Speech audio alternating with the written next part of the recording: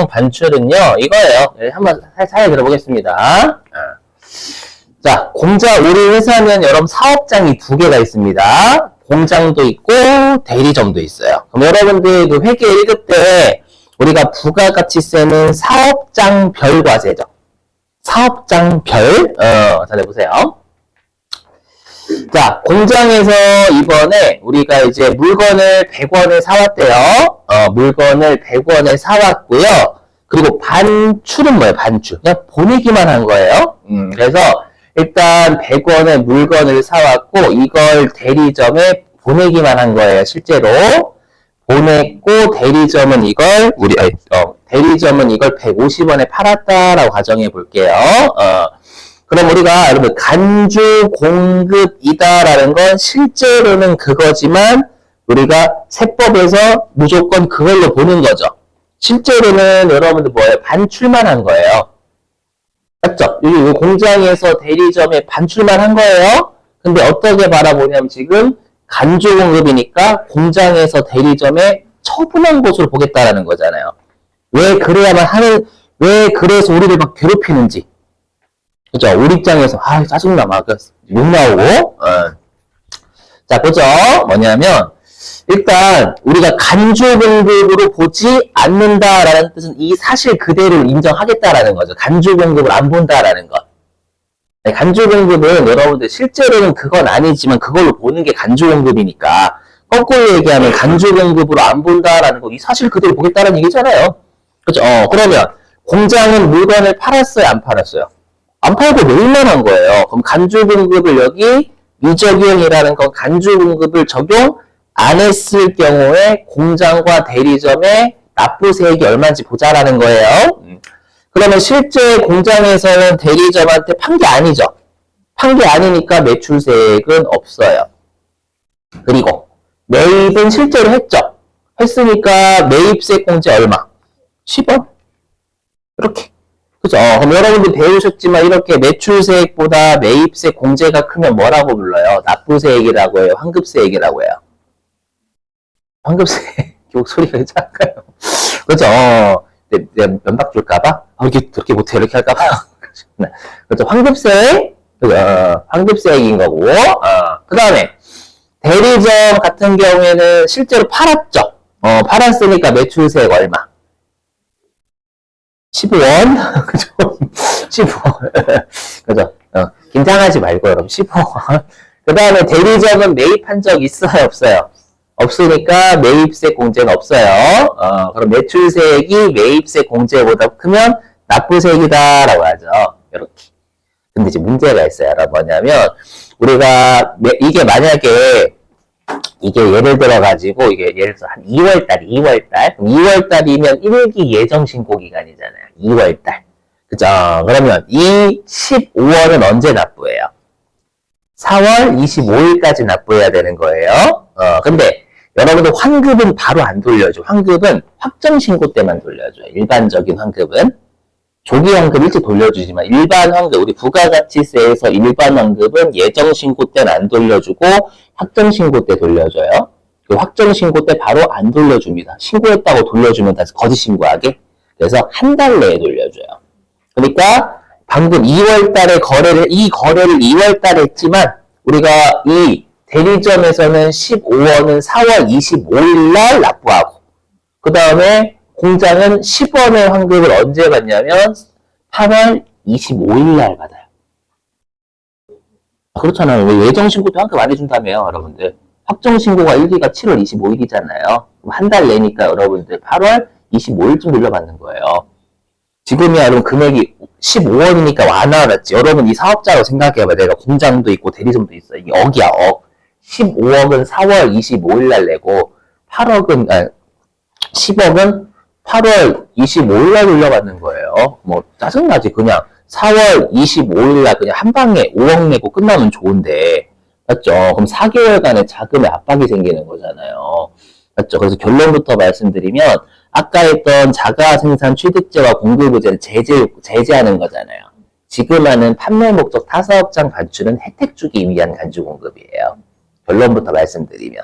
그래서 꼭 여러분들이 간주공급 공부하실 때는 판매 목적 타사업장 반출과 나머지로 공급다 짜갈 드셔야 돼, 반드시. 두 개로. 무슨 말인지 해볼게요.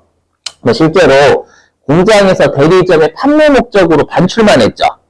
근데 간주 공급을 적용시키면 공장에서 대리점에 처분한 곳으로 간주하는 거예요. 이렇게 처분? 그리고 얼마에 처분한 걸로 보냐면 취득 원가에 처분한 걸로 보거든요. 그렇게 세금 계산서 왜 발급해야 되는지는 나중에 설명드리고, 그럼 이제 간주 공급을 적용하면 공장에서 대리점에 100원에 처분한 걸로 보잖아요. 그럼 처분한 걸로 보니까 매출세액 얼마 내야 돼요? 10원. 처분한 거 간주하니까 이제. 맞죠? 그다음 매입세 공제는 여전히 10원 받을 수 있는 거 매입한 거 많습니까? 그러면 환급 받는 거 없어요. 여기까지 보면 뭐야? 이렇게 하실 수 있겠지만, 자 이제 대리점한테 간주 공급을 적용하겠다라는 건 대리점은 공장한테 매입한 것으로 간주하는 거잖아요. 그러면 공장은 매출한 건 150이니까 여기에 10%인 15원의 매출세액이 있는 거고, 이제 100원에 매입한 걸로 보잖아요. 맞죠? 물론 세금 계산서 왜 발급을 내가 해야 되는지 이해되시죠? 적격증명 서류 받아야 매입세 공제가 되니까. 그러면 대리점은 공장한테 100원에 매입한 것으로 간주했고, 그리고 세금 계산서 받았으니까 거기에 매입세 10원을 줬다라는 게 있을 거 아니에요. 그럼 매입세 공제 10원을 받을 수가 있어요. 그러면 5원만 납부하면 되지.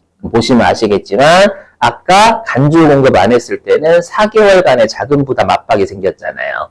근데 간주 공급을 적용하면 그냥 우리가 공장과 대리점 합쳐서 그냥 몰아서 5억 납부하면 끝이잖아요. 이게 훨씬 낫다라는 거예요. 그래서 우리가 기간의 자금 부담을 완화시켜주기 위한 혜택 주는 거예요. 이해되셨어요? 오케이? 자, 근데 이제 주의하실 거. 근데 우리가 사업장별로 환급은 사업장, 우리 지금 사례에서 공장 따로 환급받고 대리점 따로 납부하는 거니까 사단이 발생하는 거잖아요. 근데 여러분 회계 1급 때 한 곳에서 몰아서 우리가 2개 이상의 사업장이 있다라고 하더라도 그냥 다 몰아서 납부하는 제도가 두 가지가 있었죠. 뭐하고 뭐. 그렇죠. 주사업장 총괄 납부. 2개 이상의 사업장이 있다면 한 곳에서 몰빵해서 낼 수 있는 게 주사업장 총괄 납부가 있었고, 사업자 단위 과세제도 있었잖아요, 여러분들. 그렇죠. 그럼 이거 적용 안 해요. 여기. 공급의제로 보지 않는 건 여기. 사업자 단위 과세 사업자, 주사업장 총괄 납부 사업자는 원래부터 지금 사례에서 공장하고 대리점의 환급세액과 납부세액을 퉁쳐서 그냥 5억 내고 끝나요. 얘네들은 굳이 간주 공급 적용할 필요 없지.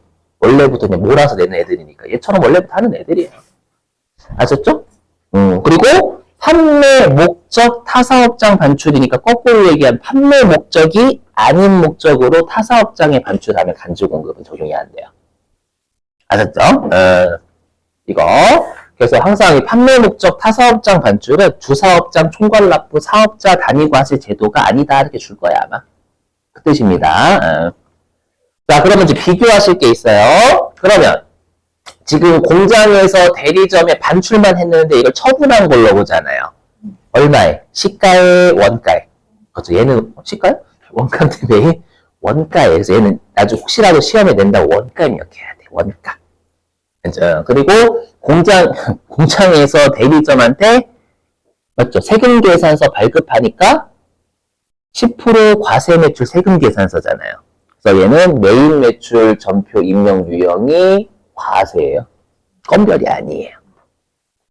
나오면 신고서에, 그러니까 이게 중요해요. 매입 매출 전표 입력이 건별이냐 과세냐에 따라서 신고서에 어디 입력할지 달라진단 말이에요. 그죠? 그래서 지금 하는 판매 목적인 타사업장 반출 같은 경우에는 우리가 세금 계산서를 발급을 하는데 과세가 되니까 유형은 11번 과세로 잡으셔야 된다는 게 또 중요해요. 알았죠? 힘들지만 여러분들 이겨내셔야 돼. 네. 그 다음에 제가 만든 건 제가 안 좋은 거 안 만들었잖아요, 여러분들. 저도 피해자 여러분 표정 안 좋거든. 그죠? 저도 간주 공급 처음 했을 때 여러분 잘했을까요? 아니에요. 저도 죽는 줄 알았어. 여러분도 고생 한번 해봐야지. 괜찮았어요. 네.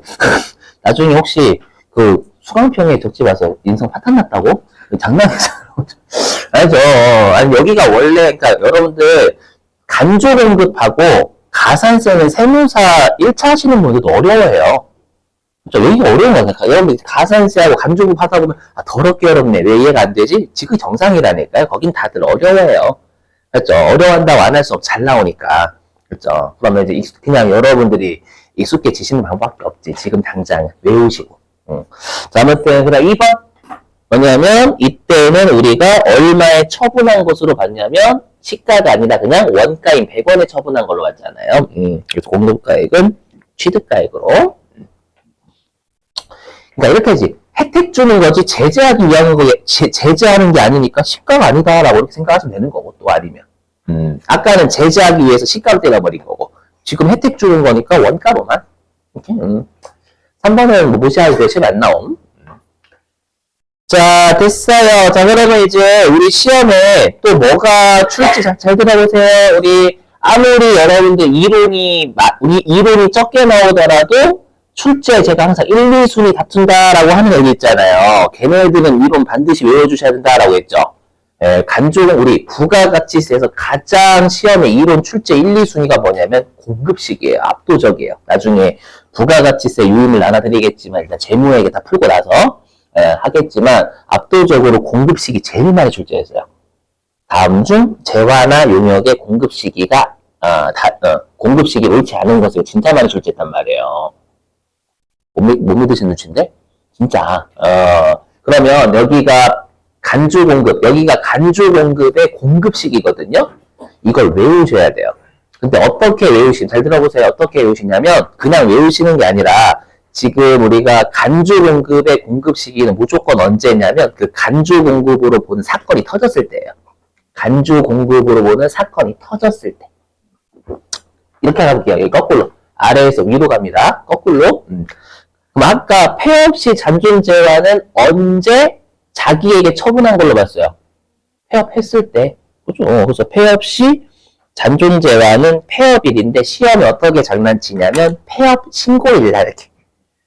저거 폐업 신고는 우리가 폐업이 있잖아요. 폐업일이 속하는 달에 다음 달 25일까지 신고해야 되거든요, 여러분들. 다음 달 25일까지. 예. 근데 아까 폐업할 때 공급한 걸로 봤잖아요. 맞죠? 그 다음에 아까 거래처 사장님한테 로봇 청소기 줬을 때 그때 공급한 걸로 봤었죠. 그 사업상 증여는 여기에요. 증여하는 때. 그죠? 핵심되는 문장만. 자, 그 다음에 방금 했던 판매 목적 타사업장 반출은 방금 우리가 공장에서 대리점에 반출하는 때 반출이 핵심이에요, 반출. 자, 판매 목적 타사업장 반출 또 직매장이라고 해요. 직접 판매하기 위한 매장. 직매장 반출 여기 반출하는 때 틀만 잡으시고. 그 다음에 개인적 공급은 아까 사장님이 로봇 청소기를 썼을 때 개인적인 목적으로 그게 썼을 때니까 사용했을 때 또는 소비했을 때 그렇죠. 그 다음에 면세사업의 전용은 아까 우리가 기계장치를 면세사업에 쓰는 용도로 사용했을 때 그렇죠. 그 다음에 아까 우리가 이제 자동차 여러분들 만드는 기계를 어떨 때 처분한 걸로 간주했냐면 우리가 그거를 데이터하는 용도로 썼을 때 그렇죠. 그 사용 소비하는 때 이렇게 틀 잡으시면 되는 거예요. 아셨죠? 자, 힘내시고